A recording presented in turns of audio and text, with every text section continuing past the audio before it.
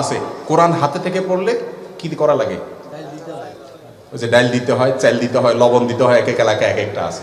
এটাও জাল হাদিস কোন মুরব্বীরা হয়তো বানাইছেন এই চিন্তায় যে কোরআন বেটা ধরবা তুমি সিরিয়াসনেসের সাথে ধরবা, কেরম করে ধরছো, কেমন ধরছো, তোমার হাত থেকে পড়ে গেছে, ওরে মানুষ করার জন্য একটা হাদিস বানায় নিছে জাল, যে পড়লে যাতে চাল ডাল লবণ দেওয়া লাগে। বাবা তখন চাল ডাল লবণের অনেক দাম ছিল, কষ্ট করে জোগাড় করতে হইতো।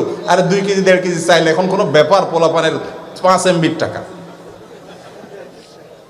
এইটা করা লাগবে বললে পোলাপান ভয় পাবে। এগুলো তখন কোনো সৎ উদ্দেশ্যে মানুষ বানাইছে। এরকম অনেক ফালতু কথা আছে, শুনে রাখেন। এই কথাগুলো মনে হচ্ছে খুব সহজ কথা, সহজ কথা না, এগুলো অনেক বড় কথা।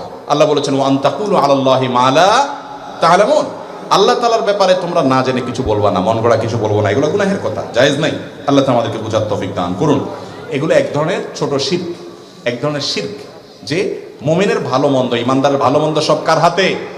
এসব ফালতু বিশ্বাস করা যাবে না, অযথা বিশ্বাস করা যাবে না।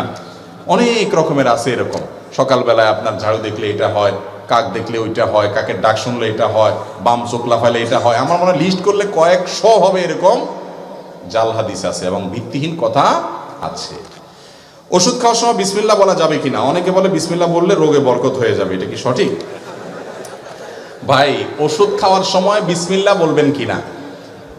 প্রত্যেকটা গুরুত্বপূর্ণ কাজে শুরুতে বিসমিল্লাহ বলবেন। কুল্লু আমরিন যিবালিন লাম ইউবদা বিসমিল্লাহি ফাহুয়া আবতার আও আখতা। যে কোনো গুরুত্বপূর্ণ কাজ আল্লাহর নাম নিয়ে শুরু না করলে ওটা অপূর্ণাঙ্গ থাকবে। এজন্য ওষুধ পান করা, ওষুধ সেবন করার সময় কি করবেন?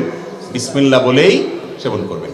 বিসমিল্লাহ পড়লে রোগে বরকত হবে কেন? ওষুধে না বরকত হবে? আপনার নজর ওইদিকে গেছে কেন? বরকত হবে কিসে? ঔষধে। ঔষধে বরকত হওয়া মানে ঔষধে কল্যাণ হওয়া, ঔষধে কল্যাণ হওয়া মানে রোগ ভালো হওয়া, ওইটা আরো ভালো হবে। তো এই যে বিসমিল্লাহ বলা ঠিক না।